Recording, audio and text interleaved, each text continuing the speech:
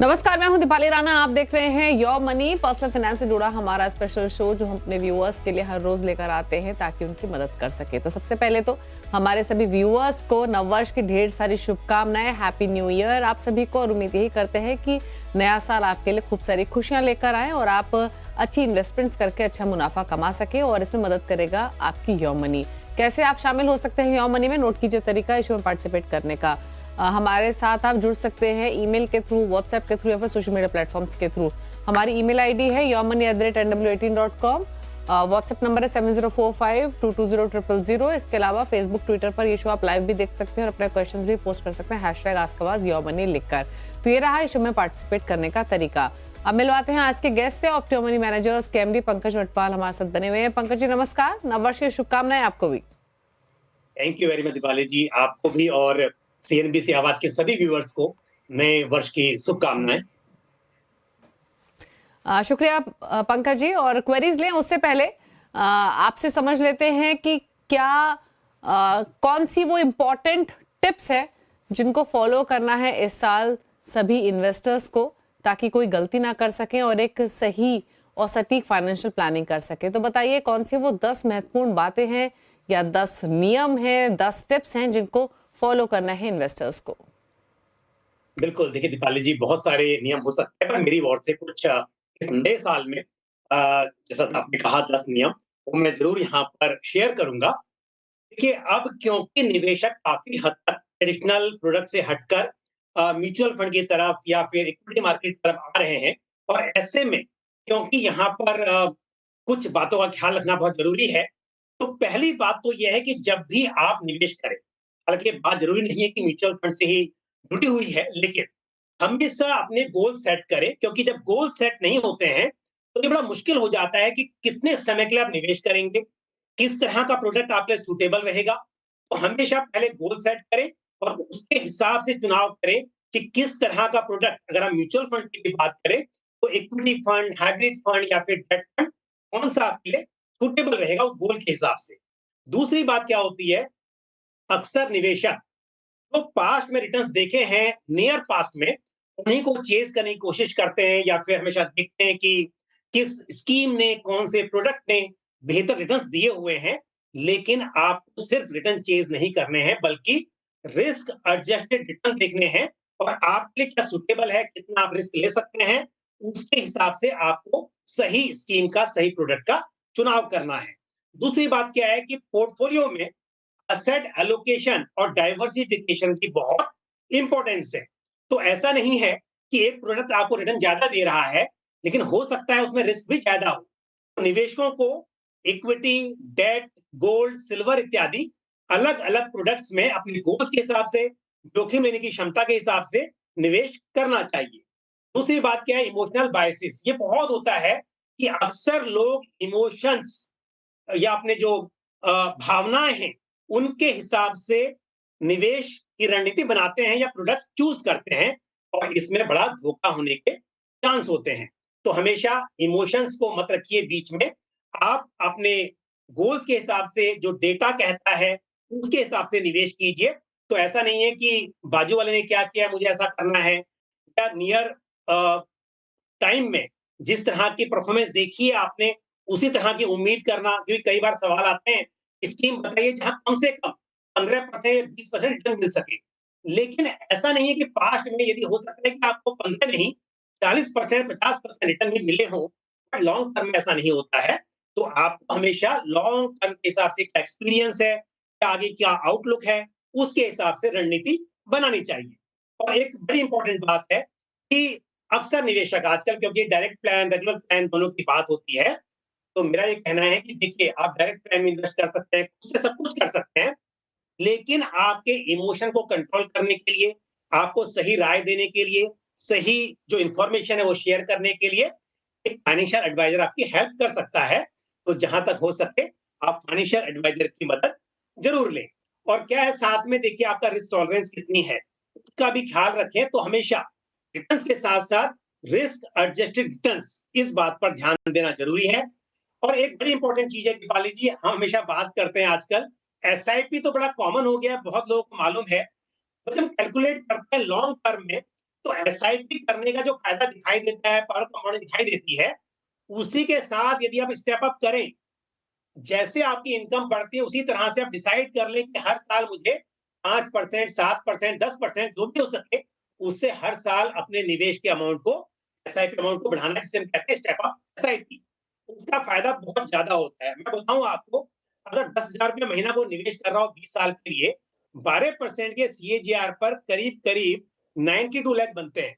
वहीं यदि आप 10% से स्टेप अप कर लें, तो वहीं 20 सालों में आपके पास करीब करीब 1,86,00,000 रुपए इकट्ठा हो जाएगा। तो ये बेनिफिट है स्टेप अप का, तो वो जरूर करें।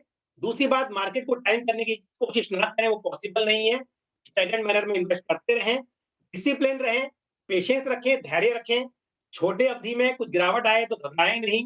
और साथ ही लास्ट 10th पॉइंट जो है वो ये है कि अपने पोर्टफोलियो को रिव्यू करें, जरूरत पड़ने पर रीबैलेंस करें अपने पोर्टफोलियो को, और उसके आधार पर जब जरूरत पड़े अमाउंट बढ़ाना हो, घटाना हो, एक असेट से दूसरे असेट में स्विच करना हो, जब जरूरत पड़े, बहुत फ्रीक्वेंट नहीं, once in 6 month, once in 1 year, ये आप जरूर कर सकते हैं।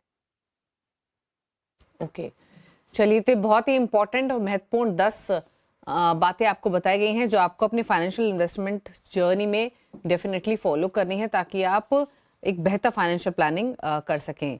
चलिए, अब सवाल जवाब के सिलसिले को शुरू करते हैं। पहले व्यूअर शुभम दत्ता सिलीगुड़ी से हमारे साथ कनेक्टेड हैं।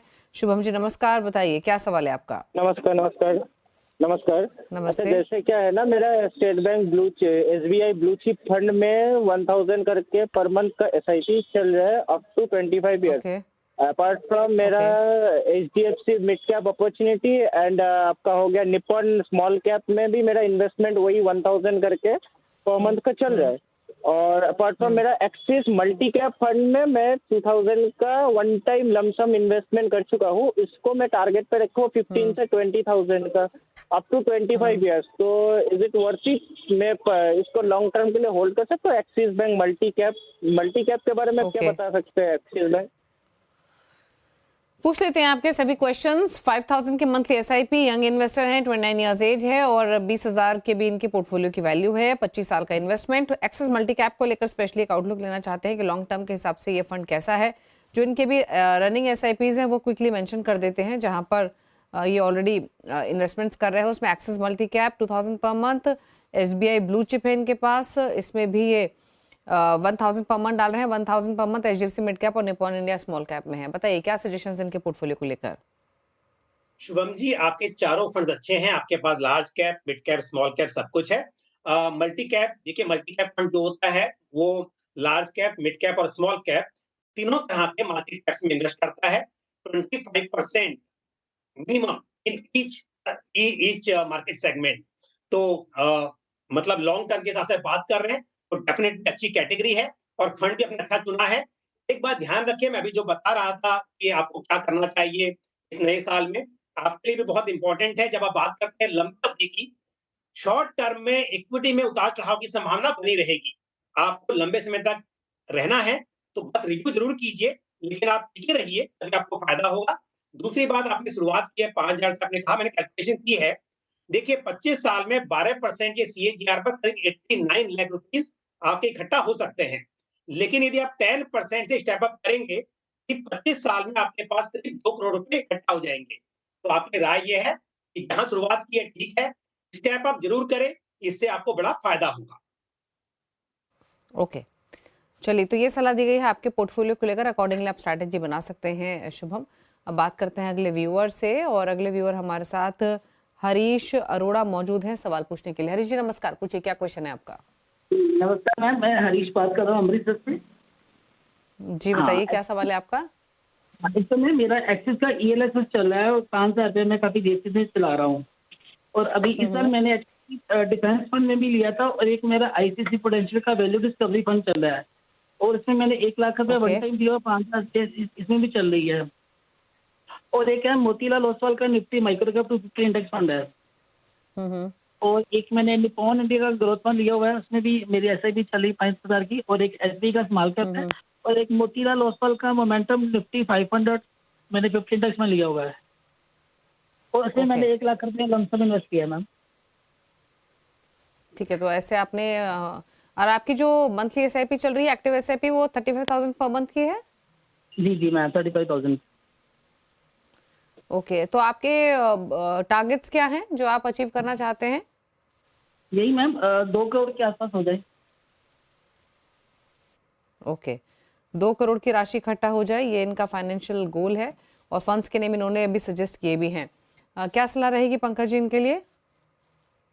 देखिए हरीश जी, ऐसा है, पहली बात तो जो आप कह रहे हैं 2 करोड़ रुपए 20 साल के बाद, आपको पता है अगर 6% की महंगाई दर भी हम मानकर चलें तो 20 साल के बाद आपके 2 करोड़ की वैल्यू आज के लगभग 62 लाख के आसपास होगी।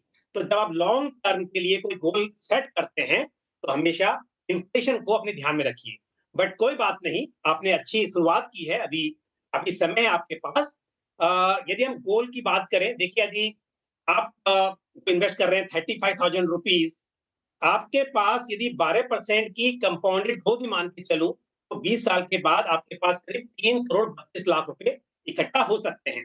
और यदि आप स्टेप अप कर सकें, 10% से स्टेप अप कीजिए, जो मुमकिन भी है और वो करना चाहिए, तो वहीं 20 साल में आपके पास करीब 6 करोड़ 62 लाख रुपए इकट्ठा हो सकते हैं। तो आपने टारगेट छोटा लिया है, लेकिन जो इन्वेस्टमेंट कर रहे हैं उससे, और अगर आप स्टेप अप करेंगे तो आपके पास बड़ी राशि इकट्ठा हो सकती है। रही बात स्कीम की, देखिए आपने एक अग्रेसिव पोर्टफोलियो बनाया हुआ है 20 साल के हिसाब से, ठीक है, micro cap fund, small cap fund आप बिल्कुल रख सकते हैं, लेकिन शॉर्ट टर्म में उतार चढ़ाव की संभावना काफी रहेगी, घबराना नहीं है। फिर भी एक बात जरूर कहूंगा कि आपने जो एचडीएफसी डिफेंस फंड लिया हुआ है, हालांकि फंड अच्छा है, पर थीमेटिक फंड है, और कोई भी थीम या कोई भी सेक्टर किसी एक पीरियड के बीच में अच्छा कर सकता है, लेकिन लॉन्ग टर्म के लिए डाइवर्सिफाइड फंड ही बेहतर होते हैं। तो मेरी राय ये है कि आपके पास लार्ज कैप नहीं है, आप एचडीएफसी डिफेंस फंड में एसआईपी रोक दें, उसकी जगह पर एचडीएफसी निफ्टी 100 इंडेक्स फंड ले लें, तो आपका पोर्टफोलियो थोड़ा स्टेबल हो जाएगा, इसमें small cap, micro cap, mid cap भी रहेंगे, साथ ही लार्ज कैप भी रहेगा। तो एक बदलाव आपको करने की ये मेरी राय है, सजेशन है। और साथ ही जो मैंने कहा कि समय के साथ आप स्टेप अप करें या मैन्युअली आप अमाउंट को बढ़ाते रहें, ये आपको जरूर करना चाहिए। ओके, चलिए, तो सलाह दी गई है आपके पोर्टफोलियो को लेकर। 2 करोड़ के जो लक्ष्य है आपको उसको हासिल करने के लिए इन्फ्लेशन को ध्यान में रखते हुए आपको एसआईपी अमाउंट बढ़ाना पड़ेगा। और ध्यान में रखें कि आप 2 करोड़ का जो लक्ष्य लेकर चल रहे हैं उसकी वैल्यू 20 साल बाद कुछ और होगी। चेंजेस आपको सजेस्ट किए गए हैं, एचडीएफसी डिफेंस फंड से निकलने की सलाह है, एचडीएफसी निफ्टी 100 इंडेक्स फंड में आप इन्वेस्टमेंट्स कर सकते हैं। तो ये आपको सलाह दी गई है आपके पोर्टफोलियो को लेकर। बात करते हैं अब अगले सवाल की। ईमेल के थ्रू दीपक पंत ने हमें सवाल भेजा है। 1,30,000 की इनकी मंथली एसआईपी है, पोर्टफोलियो की वैल्यू ऑलरेडी 1 करोड़ है, 5 साल में 3.5 करोड़ का लक्ष्य है। कहाँ पर ये पैसे डाल रहे हैं फिलहाल? Motilal Oswal Nifty mid cap 150 में 50,000 per month, ICICI pru Nifty 50 index fund में 50,000 और आईसीआईसी प्रू वैल्यू डिस्कवरी में 30,000। क्या सजेशन इनके लिए?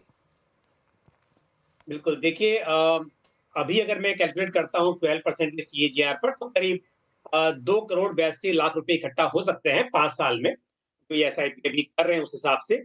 और अभी क्योंकि इनके पास में 1 करोड़ रुपए ऑलरेडी पोर्टफोलियो बन चुका है, प्लस ये जो एसआईपी कर रहे हैं 1,31,000 रुपए महीने की, उस हिसाब से, और अगर ये कह रहे हैं कि इनको 3.5 करोड़ रुपए इकट्ठा करने हैं 5 साल में, तो इसका मतलब आपके पोर्टफोलियो ने आपको करीब 18% की कंपाउंडेड एनुअल ग्रोथ देनी चाहिए, जो मेरे हिसाब से बहुत ज्यादा ऑप्टिमिस्टिक हो जाएगी।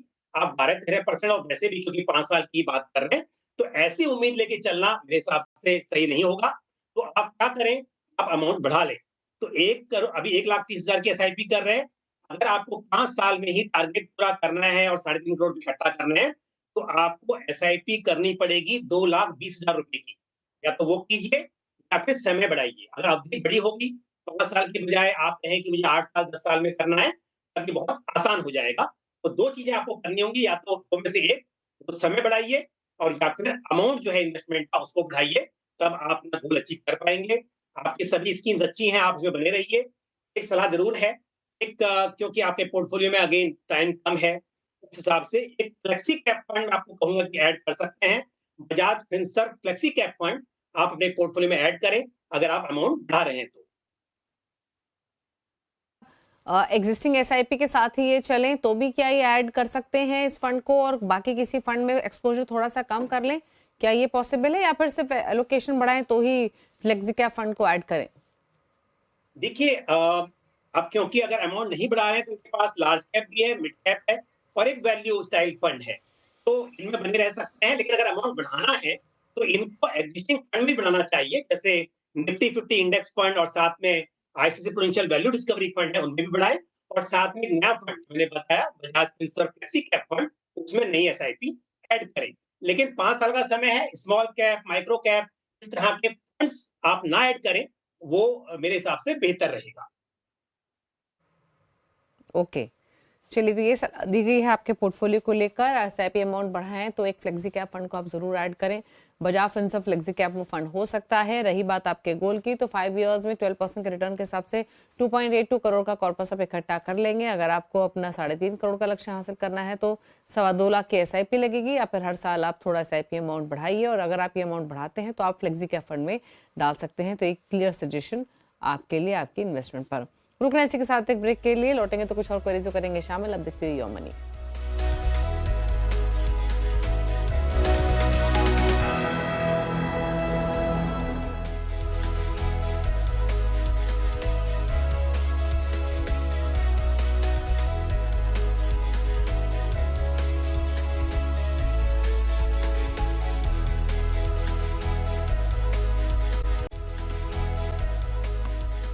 आप देख रहे हैं योर मनी और आपके सभी क्वेरीज को आंसर करने के लिए पंकज मटपाल हमारे साथ बने हुए हैं।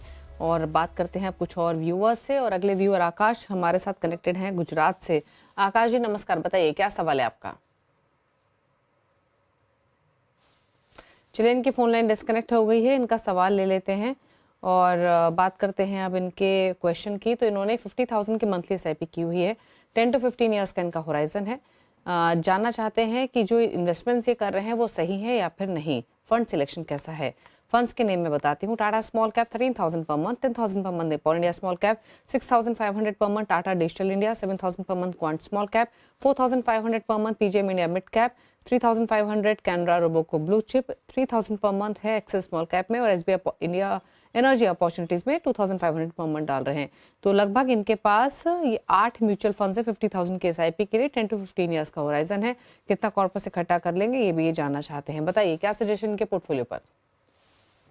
देखिए कई बार हम देखते हैं कि कुछ निवेशकों के पोर्टफोलियो में या कुछ व्यूअर्स के पोर्टफोलियो में स्कीम्स अच्छी नहीं होती, पर कई बार स्कीम अच्छी होती हैं, लेकिन इन्वेस्टर्स गलती क्या करते हैं, जैसे आप यहाँ पर देखेंगे कि जो टोटल इन्वेस्टमेंट है उसमें से 8 स्कीम में से 4 स्मॉल कैप फंड है, और उनमें अगर टोटल देखें जो टोटल इन्वेस्टमेंट है उसका 46% इनके टोटल पोर्टफोलियो का सिर्फ स्मॉल कैप में जा रहा है।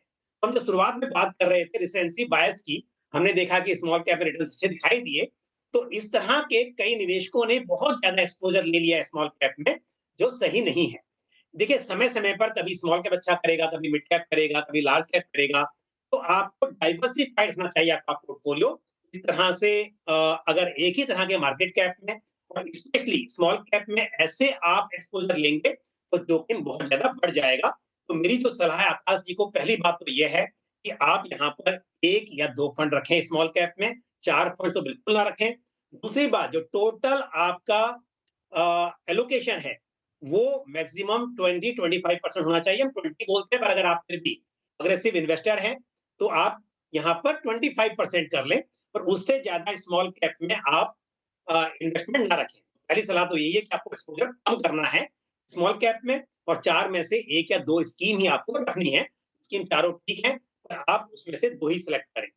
दूसरी बात, जो आपके पास मिड कैप फंड है PGIM India mid cap opportunities fund, उस फंड से मैं निकलने की सलाह दूंगा। काफी टाइम से फंड की परफॉर्मेंस सही नहीं चल रही है। आप Motilal Oswal mid cap fund में स्विच कर लें। आगे की जो एसआईपी है वो आप Motilal Oswal mid cap fund में करें। जो अभी आपने इन्वेस्टमेंट किया हुआ है उसमें से हो सके तो कुछ पैसा आप निकाल सकते हैं, क्योंकि लास्ट 1 ईयर का जो एसआईपी आपने किया है वो निकालेंगे तो उस पर आपको एग्जिट लोड एप्लीकेबल होगा, और साथ ही आपको short term capital gain tax भी लग सकता है। तो आप उस हिसाब से कैलकुलेट करके कुछ पैसे विड्रॉ कर सकते हैं, या फिर कुछ टाइम आप बने रहें, उसके बाद में पूरा पैसा आप स्विच कर लें। लेकिन फिलहाल एसआईपी को आप बिल्कुल रोक दें ये बेहतर होगा। और दूसरी बात, लार्ज कैप फंड आपके पोर्टफोलियो में नहीं है, वो आपको ऐड करना चाहिए। लार्ज कैप से स्टेबिलिटी मिलती है पोर्टफोलियो को। तो ICICI prudential blue chip fund, ये मैं आपको जरूर सलाह दूंगा। हालांकि आपने कहा है 10 से 15 साल का आपका नजरिया है, बस 10 से 15 साल की बात की जाए तो एक लार्ज कैप फंड आपके पोर्टफोलियो में होना चाहिए। तो ये कुछ बातें हैं जो मैंने आपको बताई। लार्ज कैप फंड आप यहाँ पर जरूर ऐड करें, स्मॉल कैप में एक्सपोजर कम करें। साथ ही एक इंपॉर्टेंट चीज और भी है, तो थीमेटिक फंड्स हैं आपके पास। थीमेटिक फंड, सेक्टरल फंड, मैं हमेशा कहता हूं खराब नहीं है। आपको समय समय पर आप एक टेक्निकल एलोकेशन के हिसाब से थीमेटिक फंड को ऐड कर सकते हैं, लेकिन आपको कब वहां से एग्जिट करना है इसकी भी आपको जानकारी होनी चाहिए। अगर आपने अभी ऐड किया हुआ है तो सही समय पर आप निकल जाएं। अदरवाइज लॉन्ग टर्म में कोई भी एक थीम हमेशा एक जैसा परफॉर्म नहीं कर पाएगी, तो इसका आपको ध्यान रखना होगा। इन बातों पर आप जरूर गौर करें, और बाकी जो फंड्स हैं वो ठीक है, उनके साथ आप बने रह सकते हैं। तो थोड़े से बदलाव आपको सजेस्ट किए गए हैं। स्मॉल कैप्स में एक्सपोजर ज्यादा है, यहाँ पर एक्सपोजर कम करने की सलाह है। कुछ बदलाव भी आपको सजेस्ट किए गए हैं। आपके पास आपके पोर्टफोलियो में 2 सेक्टोरल थीमेटिक फंड्स हैं, तो इनकी जरूरत नहीं है। आप PGM India mid cap opportunities से आप निकलिए, मोतीलाल ओसवाल मिड कैप आप चुन सकते हैं। तो कुछ चेंजेस आपको सजेस्ट किए गए हैं, यानी एक बैलेंस्ड अप्रोच के साथ आपको चलना है ताकि एक स्टेबिलिटी रहे आपके पूरे पोर्टफोलियो में। इसमें large cap, mid cap, small cap का कॉम्बिनेशन हो। तो एक लार्ज कैप आपको जोड़ने की सलाह दी गई है, तो आप ICICI pru blue chip add कर सकते हैं। स्मॉल कैप से एक्सपोजर कम करके थोड़ा मिड कैप में बढ़ा सकते हैं, तो उसकी जगह आप मिड कैप में मोतीलाल ओसवाल का फंड ले सकते हैं। तो ये सलाह आपके लिए। बात करते हैं अगले व्यूअर से। मधुलिका फरीदाबाद से हैं, जिन्होंने सवाल हमें भेजा है। हमारे अगले व्यूअर, इनसे करते हैं, इनसे बातचीत करेंगे, लेकिन तब तक मैं इनका सवाल बता देती हूँ। जब ये कनेक्ट होंगी तब इनसे और भी चर्चा करेंगे। इंटरेस्टिंग ये है कि 25 साल इनकी उम्र है पंकज जी, तो यंग इन्वेस्टर हैं और 7,000 की मंथली एसआईपी कर रही हैं। 25 ईयर्स का होराइजन लेके चल रही है। फंड्स कौन से हैं? टाटा डिजिटल इंडिया फंड, इसके अलावा इनके पास है Nippon India small cap, Parag Parikh flexi cap, Aditya Birla digital India, Aditya ICICI Pru Nifty 50, Motilal Oswal mid cap. तो बेसिकली इन्होंने एक थीम बेस लिया हुआ है डिजिटल कैटेगरी का। बाकी फ्लेक्सी कैप, स्मॉल कैप और निफ्टी 50 और मिड कैप कैटेगरी इन्होंने ऑप्ट की हुई है। इनफैक्ट हमारे साथ मधुलिका जी कनेक्टेड है। मधुलिका जी, आपका पोर्टफोलियो हमने देखा 7,000 की आपकी एसआईपी है। क्या आप 25 ईयर्स के होराइजन के साथ इन्वेस्ट कर रही हैं, प्लस कुछ लमसम इन्वेस्टमेंट भी आपने की हुई है क्या? यस मैम, एक्चुअली लमसम जो है when I used to get money and मेरे पास मुझे पता था मेरे पास रहेंगे तो वो खर्च हो जाएंगे, so I invested in one time SIPs. So मेरे पास 2 वन टाइम है, एक एचडीएफसी का है और एक आप मैंने लिख करके भेजा हुआ है आपका एसबीआई पीएसयू का है। तो मैम मेरा क्वेश्चन ये था, I mean you can move forward, then I will ask question. Okay, नहीं आप बताइए आपका सवाल क्या है। 7,000 आपके पास एचडीएफसी मिड कैप में है लमसम, 20,000 एसबीआई पीएसयू फंड में। एक चीज मैं और आपसे पूछ लेती हूँ, आप दोनों का जवाब एक साथ दे सकती हैं। आप 7,000 के एसआईपी कर रही हैं और इंप्रेसिव है कि आप 25 ईयर्स की हैं, आपने जल्दी शुरू किया। और इस एज में अगर एक इन्वेस्टर ये सोचे कि पैसे खर्च ना हो, उनको लमसम डाल देना चाहिए, तो इससे बढ़िया सोच क्या हो सकती है पंकज जी। लेकिन एक चीज और मधुलिका, आप ये 7,000 के एसआईपी कब से कर रही हैं?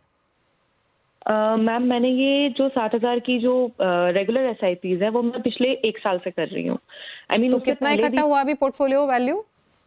It is around 1 lakh because it was actually when I was 22 years old, but at that time I had like 4 SIPs worth of 500, and I eventually started upgrading it every year. So great. Currently total value is like 1 lakh. Yeah. Okay. अच्छा, क्या कोई कुछ जानना चाहती हैं आप इसके अलावा, या फिर पोर्टफोलियो पर राय लेना चाहती है? एक्चुअली मैम मेरे 2 क्वेश्चंस थे। पहली चीज तो ये कि करेंटली मेरे एक्सपेंसेस जो हैं फैमिली के वो अभी 30,000 के अराउंड मेरा हाउस होल्ड एक्सपेंस लगता है।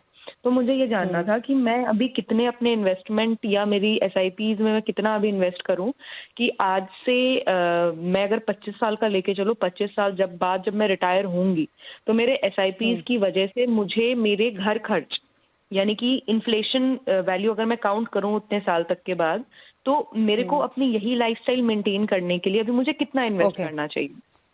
ओके, अच्छा सवाल है आपका। इनफैक्ट आमतौर पे हमारे एक्सपर्ट्स हमारे इन्वेस्टर्स को ये सलाह देते हैं कि आप इन्फ्लेशन को ध्यान में रख के गोल डिफाइन करें। बट इंटरेस्टिंग क्वेश्चन है इनका। 30,000 का अभी इनका महीने का खर्च है। 25 साल बाद ये इसी खर्च को मेंटेन करना चाहती हैं, तो 30,000 की वैल्यू अब से 25 साल बाद जितनी होगी उतनी निकासी इनको हर महीने करनी है पोर्टफोलियो बिल्डिंग के बाद, तो कितनी निकासी ये कर सकेंगी तब 30,000 के बेसिस पे, और कितने एक्यूमुलेशन की इनको जरूरत पड़ेगी इन 25 इयर्स? बताइए, प्लस पोर्टफोलियो पर तो राय चाहिए ही। देखिए, बड़ा इंपॉर्टेंट, बड़ा इंटरेस्टिंग और इम्पोर्टेंट क्वेश्चन है।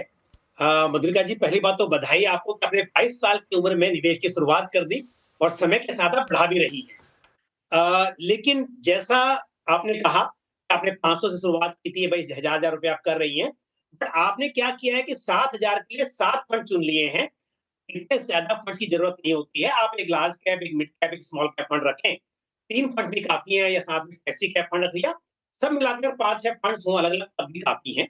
आप इस तरह से जो आप कर रही हैं कि 1000 के बहुत सारे फंड्स, फंड ना बढ़ाएं, पहली बात।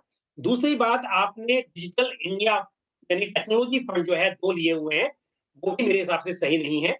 वो भी आपको एक ही फंड रखें आप, अगर थीमेटिक फंड रख रहे हैं। अदरवाइज थीमेटिक फंड नहीं होगा तो भी चलेगा। पर उससे ज्यादा इंपॉर्टेंट तो आपने कहा कि 30,000 रुपए का आपका खर्च है अभी, और रिटायरमेंट के वक्त कितना होगा।